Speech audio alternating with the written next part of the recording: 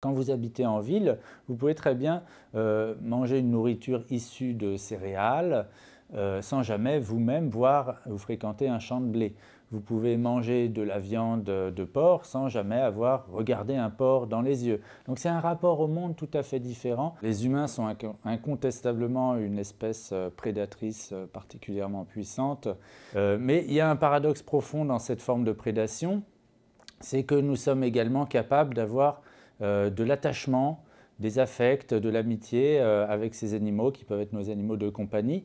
Ce qui fait qu'actuellement, 75% de ces vertébrés qui sont chassés par les humains, en fait, ne le sont pas pour être mangés, mais pour devenir des animaux de compagnie, des petits animaux apprivoisés. Charles Stepanov, dans votre ouvrage, vous qualifiez les êtres humains de prédateurs empathiques.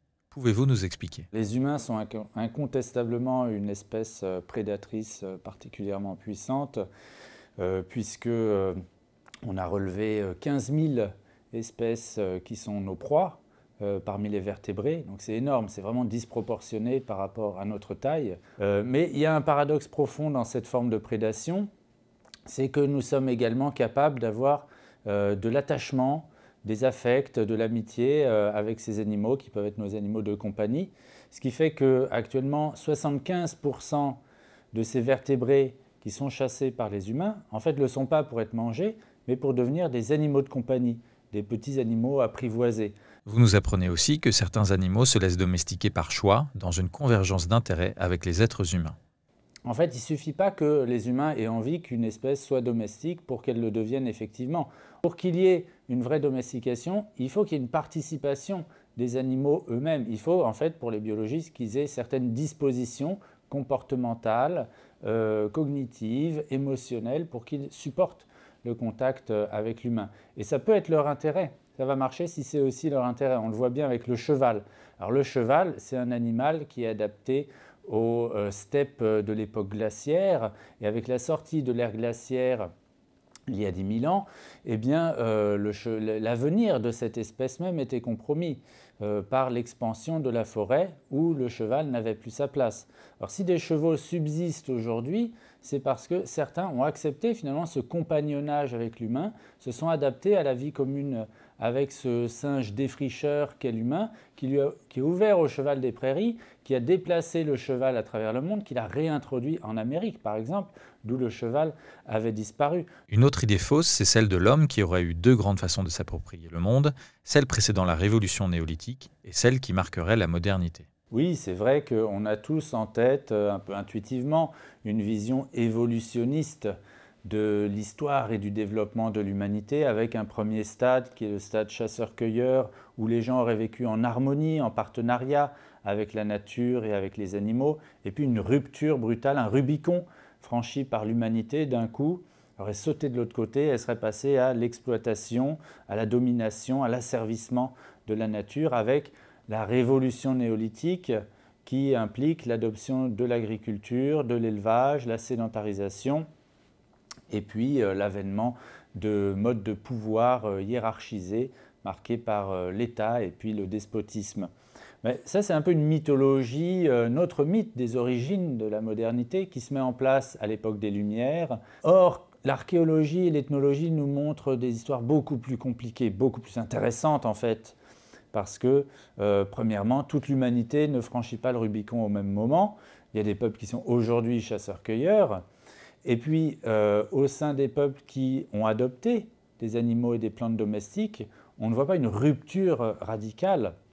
Au contraire, les études récentes sur l'animisme, ce mode de conception, ce type de rapport au monde qui reconnaît des âmes et des relations sociales avec les plantes et avec les animaux. Là où j'ai travaillé, en Sibérie, il n'y a pas de gardiennage, c'est quelque chose de surprenant.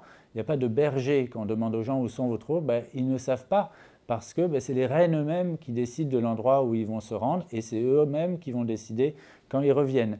Et les gens ne protègent pas leurs reines, leurs troupeaux. Par contre, ils considèrent que dans le troupeau, il y a des reines qui sont des élus, qui sont un peu des chamans dans le troupeau des reines et qui, eux, protègent les humains. Donc c'est l'inverse de ce qu'on a l'habitude de concevoir.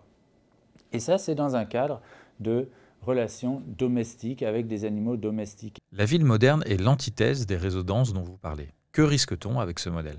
Oui, alors la ville, c'est un phénomène ancien, ça a au moins 5000 ans, mais ça constitue effectivement une rupture très forte, sans doute plus forte que ce qu'on appelle la révolution néolithique.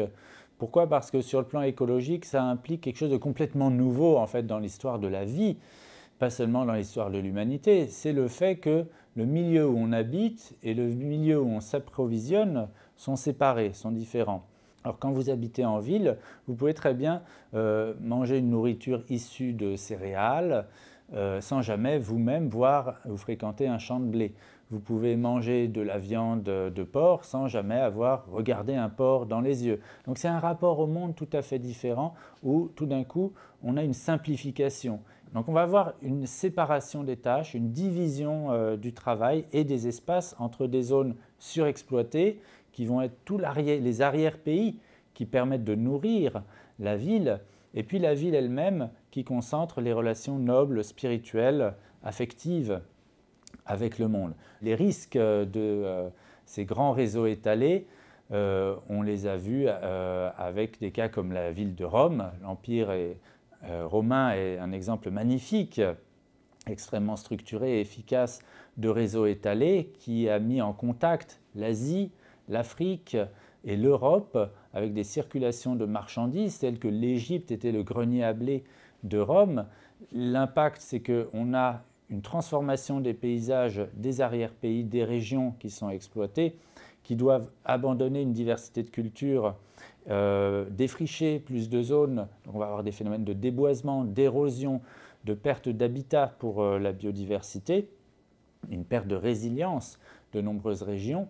Donc monoculture au niveau des céréales, mais aussi monoculture au niveau des cultures humaines, avec l'imposition d'une langue unique, d'une façon de voir et de s'habiller unique. Et à chaque fois, ça veut dire quoi? Ça veut dire des pertes de savoir-faire, des pertes de connaissances sur les milieux locaux, des pertes de diversité de production régionale. Et puis troisième risque, il est sanitaire, c'est le plus frappant, le plus explosif, puisque c'est celui qui a abattu l'Empire romain, les pestes qui ont pu se propager grâce à cette mise en connexion des continents, faite par les réseaux commerciaux.